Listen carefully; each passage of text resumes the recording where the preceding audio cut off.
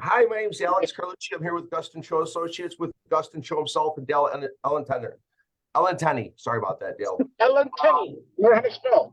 Today we're going to talk about FHA loans down to 500 credit score. So we do them up to 850 credit score too, but we're going to talk about the difference between below 580, above 580, and what we do that other people really don't do a lot of. So FHA is very forgiving when you have a 500 credit score if you have a large down payment. So let's talk about the 3.5% down rule, the 3.5% down rule above 580 and a minimum of 10% down below 580. So if you get a 581 credit score, it doesn't mean you're going to be guaranteed to get approved with 3.5% down. So just because you're above 580, there's no guarantee. So the computer's got to like you.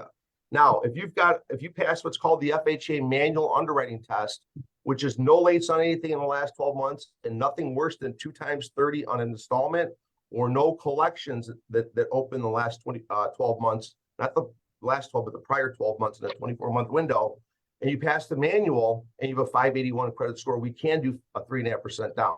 So 580 with a manual underwrite guarantees you the 3.5%. But if you're trying to get approval on a computer, there's no guarantee. So if you're late a lot on your credit cards in the last 12 months, you're not eligible for manual, but you might have a 581 credit score, and then you go to run it and you find out you need 7% down to get the computer to approve you. So don't assume that the 580 guarantees you 3.5% down. Now, when you're below 580, you need a minimum of 10% down. There's no questions asked. There's no exceptions to that rule. There's zero. And when you're below 580 and you pass the manual underwrite test, you can always do 10% down.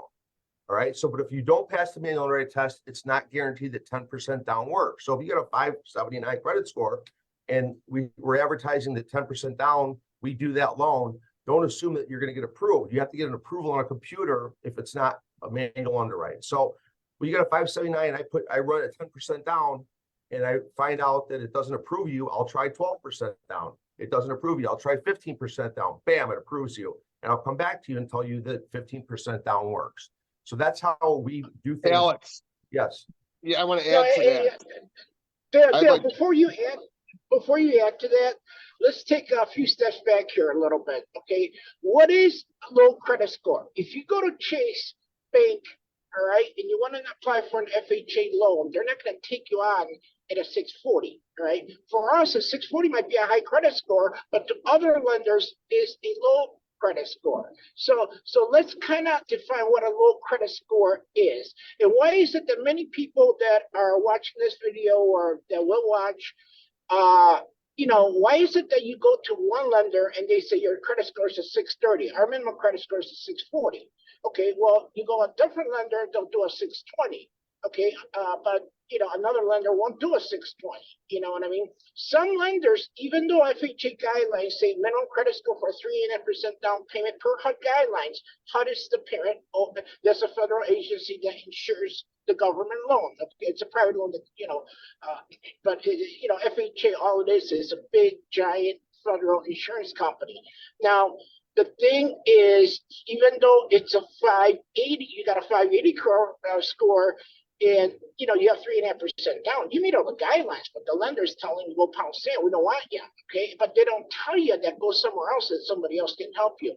Dale, you know what? You're a great explainer on this, and actually, you're the one that kind of taught me this back in the days, 10 years ago. You want to expound on that, Yeah, so what you're talking about is lender overlays, Gus. We get a lot of people that come to us that have been turned down because, as you stated, their FICO score was below 620, even though that's not the HUD guideline, the FHA guideline.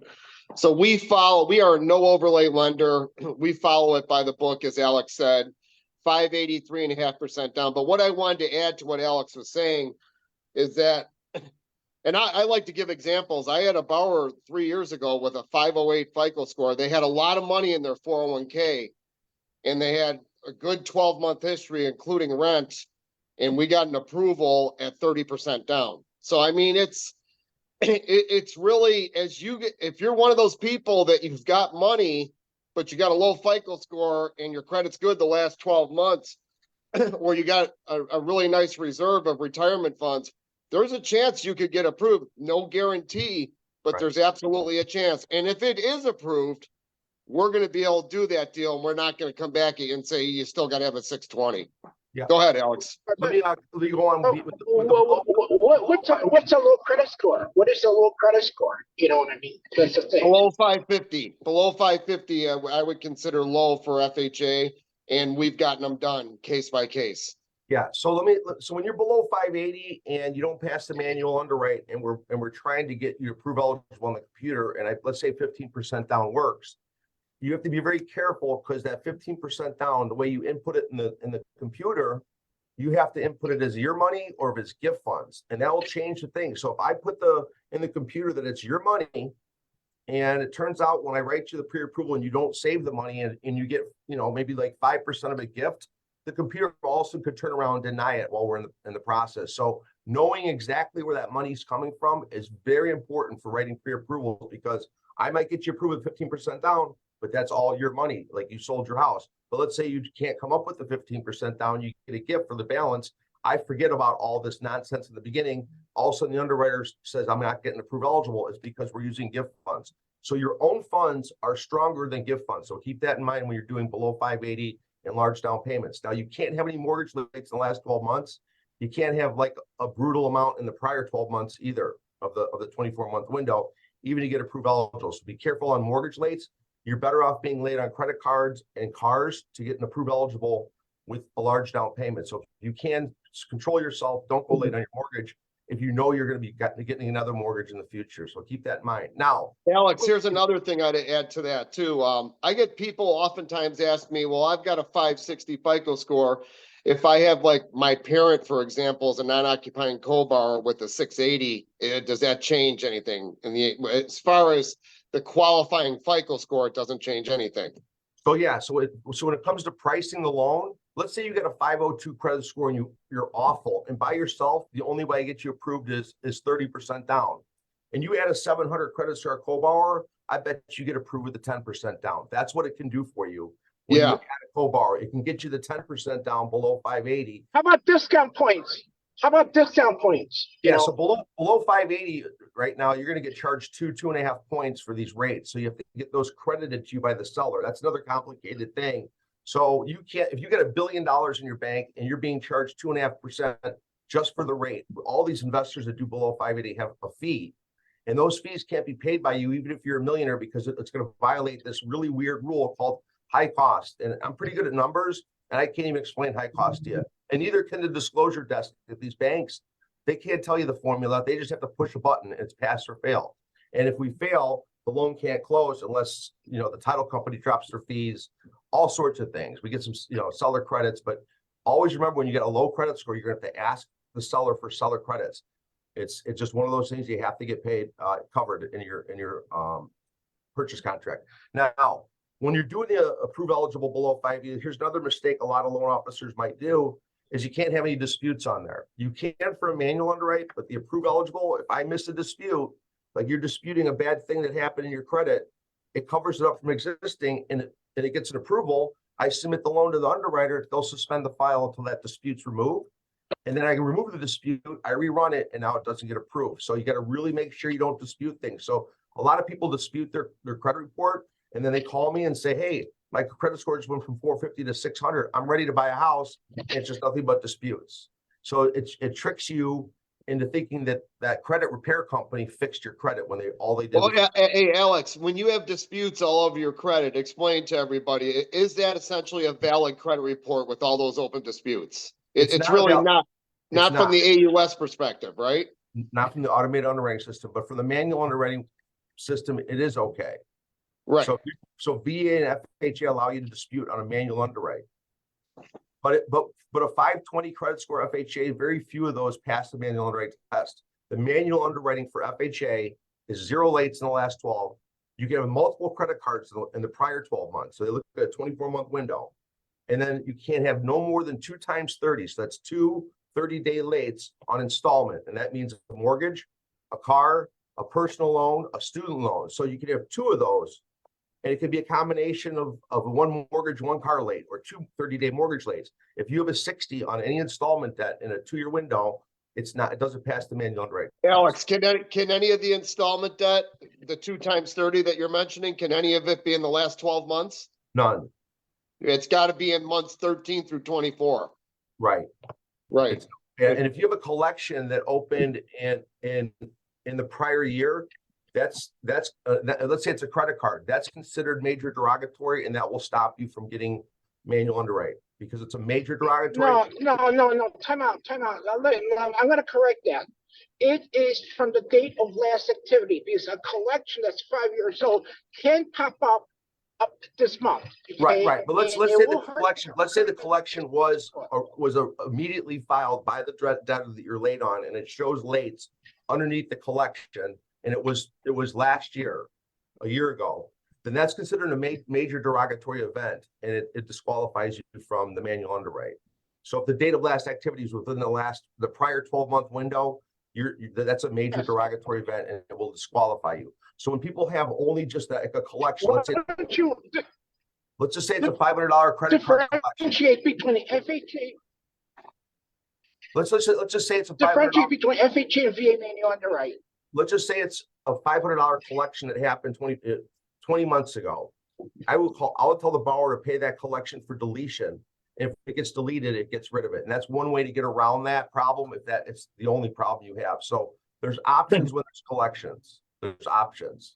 I think, Alex, I want to add something to manual underwrites. I think it's very, very important. If you're rent, you got to be able to verify your rent. You got to understand this. An underwriter, you're asking an underwriter to approve your loan when the automated underwriting system would not approve your loan. So one of the things that's going to make an underwriter comfortable as far as you being able to handle a mortgage payment is showing that you have the ability, it's shown the ability to make a rent payment on time.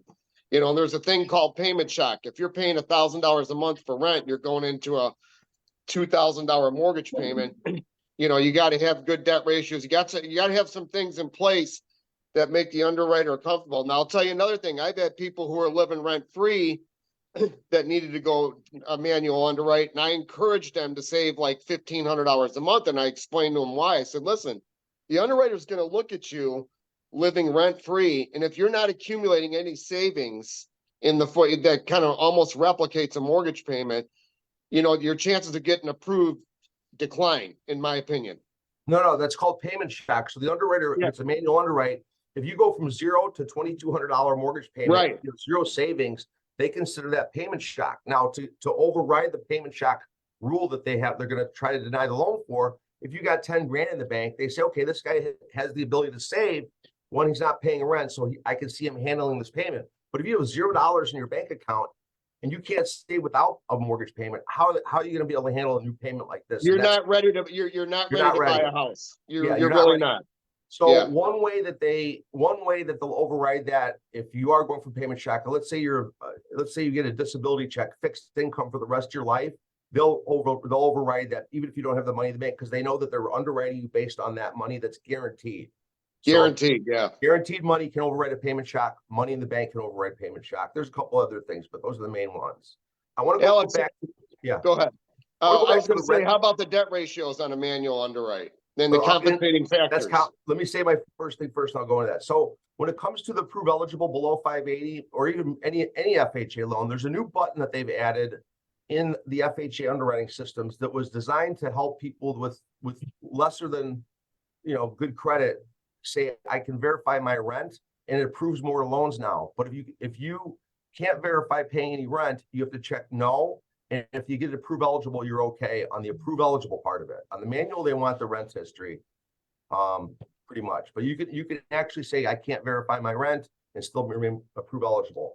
All right, let's go into FHA manual underwrites. This is really complicated, and this is the best I'm going to do for you here. All right, so if you want to buy a house or refinance it, you pass the manual underwriting test with no lates in the last 12, nothing worse than 2 times 30, and your debt to income ratio is 31.43. So 31% is the mortgage payment divided by your gross income. The 43 is your mortgage payment plus your debt divided by your gross monthly income. So 31%. Alex, define the debt. It's revolving credit cards, installment cars. Yeah, right. Anything that reports to credit bureaus. Anything that report on the credit Yeah. bureaus. Yeah, so we don't care about Utility your car bills, insurance, your we don't cell care, phone, yeah. your electric bill, none of that. Right, we matters. don't care about that stuff, right? Yeah, credit cards, car payments, student loans, personal loans, that kind of stuff. So if you're below 3143, then you can do the easiest one. All you need to have to pass the manual underwrite test is to have 1 month mortgage payment in your bank after you close. So after you close and they calculate what the final cash to close is, and they look at how much you have to have at least one mortgage payment, including taxes, insurance, and PMI. If you have that, that's called a compensating factor, and that's all you need if you're below that. Now, if you're above that, you need, if let's Now, say hold on, Alex, hold on. The 1 month reserve could also be, it could be like a 401k, for example, right? An IRA, Yeah. if you have that. It could, But it could be an insurance face. It could be an insurance face value with the cash and value of an the insurance. cash value on a whole life policy. I have found it, I'm sure you have too, to really be helpful on a lot of deals that we were struggling to get done. Yeah. Somebody So has that 1 month reserve. So the next tier is 36 over 40, or sorry, 37 over 47. And then the next tier is 40 over 50. That's the max. And those are hard numbers. There's no exceptions. So you can never exceed 50% of the back and 40% of the front. But to do 36 like over 46, you're above the 31,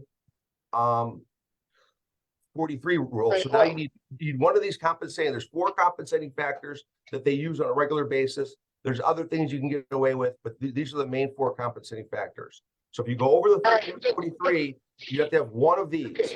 It's one of it's 3 months. Exactly. 3 months. Let me correct you. Go ahead, Alex. Go ahead. You need 3 months. You need 3 months mortgage payments in your bank after you close. That's a compensating factor. Another compensating factor is you have to stay within 5% of your current rent. So if you're paying $1,000 in rent and your new mortgage payment's $1,050, you're within 5%, and they'll say that's a compensating factor because you've proven that you've paid rent at the same price that you're buying a house for. And the third compensating factor is that let's say that you have a second job, you only had it for 6 months, and it's making you like 20 grand a year.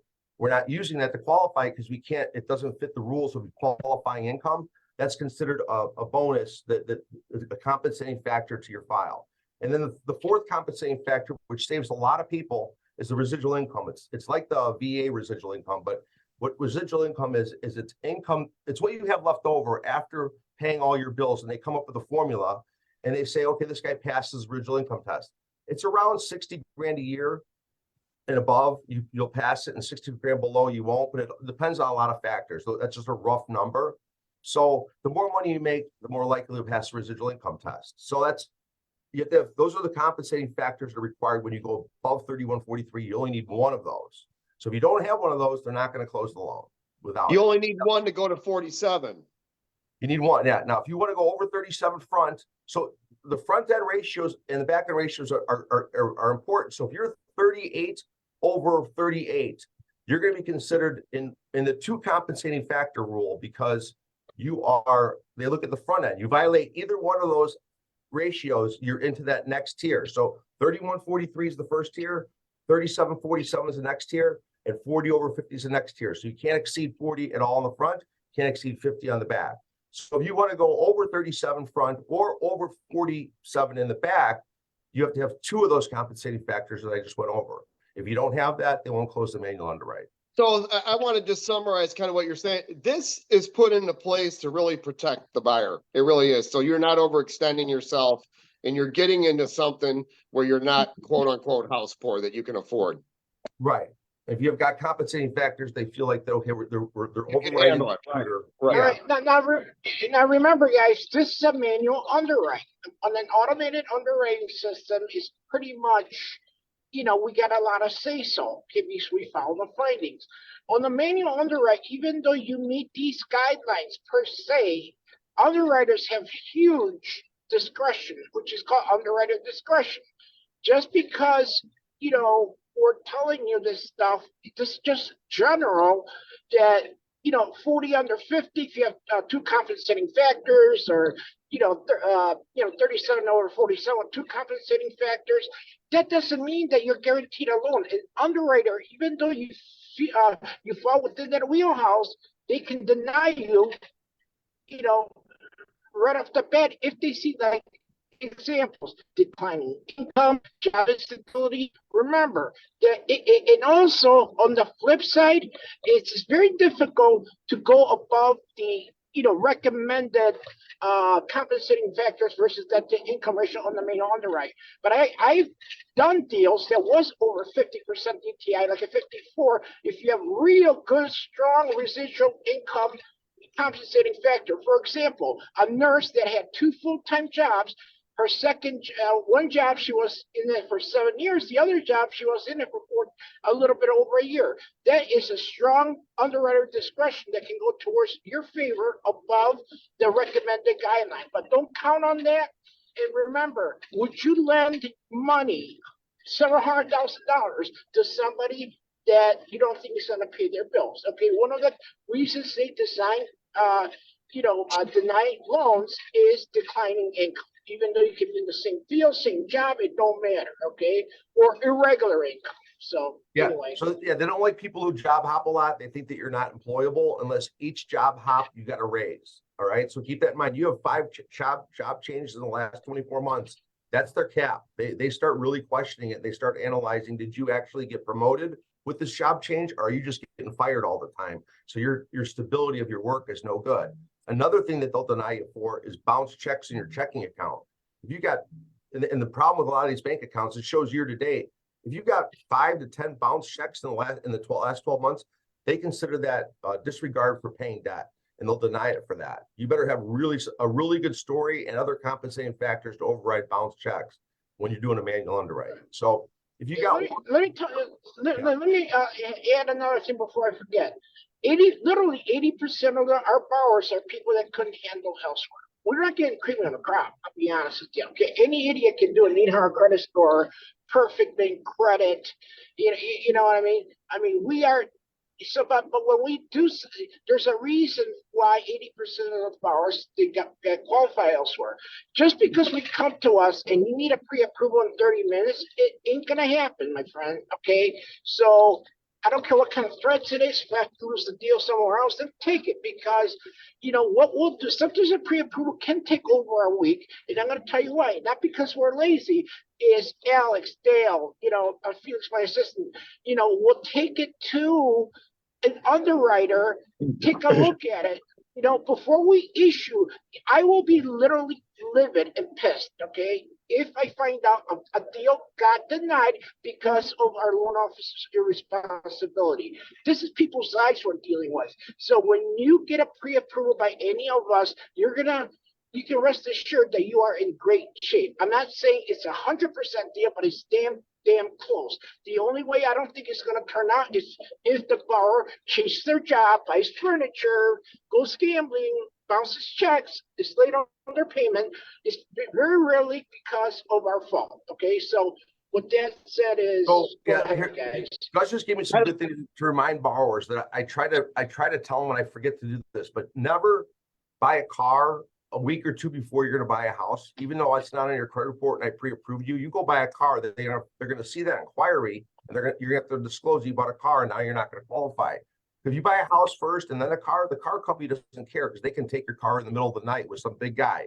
So to take a house from a customer, it takes 2 to 3 years. So buy your house first, and don't buy anything during your process. These banks have monitoring systems that they can tell that if you bought something, and you have to answer truthfully, because they're going back after people. I've seen stories of this.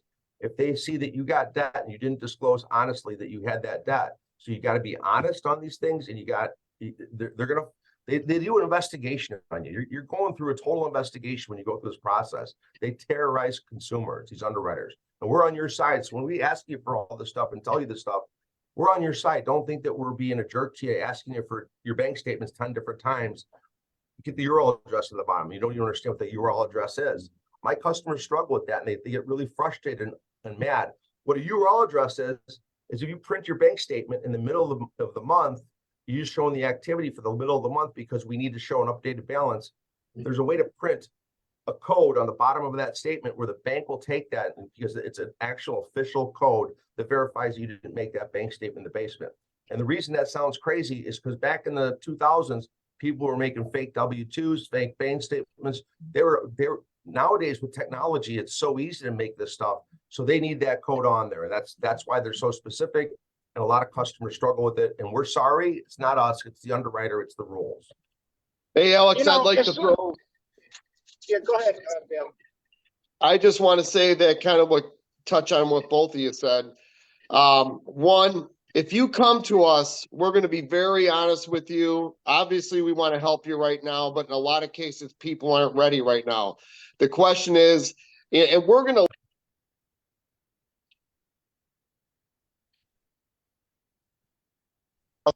and let's say maybe it's going to take you 12 months or 6 months, whatever the case may be. If you follow our lead, we will get you into a house. And so please, we'll almost structure like a mortgage plan for you. And I do it for a lot of people. And the last thing I wanted to say, spend $100 and get a scanner if you can. You can't text pictures of bank statements. You can't text documents in. More often than not, an underwriter is not going to take it. And that kind of goes to what Alex said. So if you scan your documents or you're able to download them into PDF, that's what the underwriters accept in our industry. Yeah, thanks, Dale. Dale, folks, we're a very powerful branch. I don't believe in being arrogant. If anything, we'd love to have fun, but we will always cross-check with each other. Nobody has it all. But I don't blame a loan denial by an underwriter if the file is not insurable by FHA, But if it's borderline and makes sense, we call HUD a lot of times.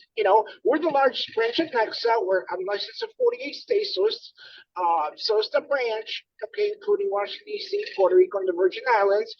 All right. But if there is a case where a favor can get done, okay, I don't like doing that. I rather just never mind. But I don't like asking for favors because but if I know that this was sincere and it falls within the guidelines, all right, it's borderline, I will fight for you and we will get it done. Okay, I will take that to the, you can take that to the bank. Okay, so I actually had an underwriter fire. I kind of feel bad about that because the guy ended up foreclosing a year later, but that was years ago.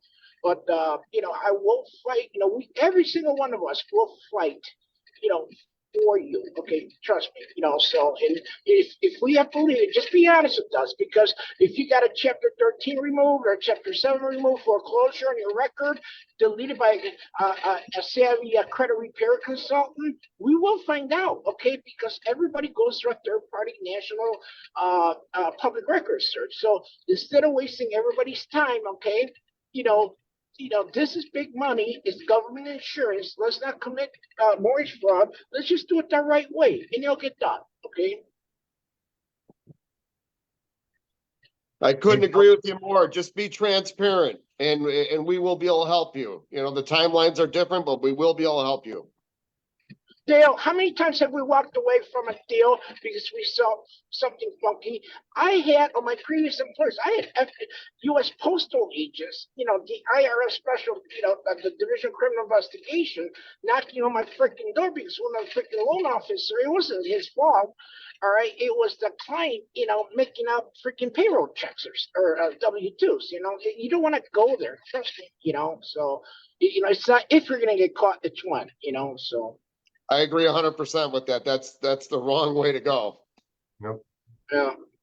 So we're not even gonna go there. We're not even gonna visit there because if that's the way you want to go, I'll be honest with you, count me out. Okay, so Yeah, and if Right. we get a sense you're doing that, we're gonna part ways. Yeah, absolutely. There's no freaking way, and I will report you. Okay, so No, you won't. All right. Are you guys anything else want to add, or you want to wrap this up? No, I think that was good. All right. There was a lot of information.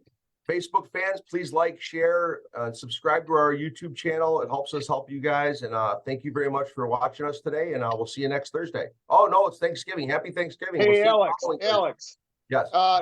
People could also look up the Gustin Cho forum. How do you get to the Gustin Cho forum? yes, it's forum.gustinchoassociates.com. Any questions you have, 7 days a week, We'll answer it. Alex, myself will all be there. All right. So sometimes people don't want to call or text. They want to be anonymous. It can be anonymous. So, and yes, we're not going to tell you what you want to hear. We're going to give you the facts, and everybody's welcome. So. All right. Thanks, everyone. Have a good Thanks, one. Dale. Yeah. Thanks. Bye.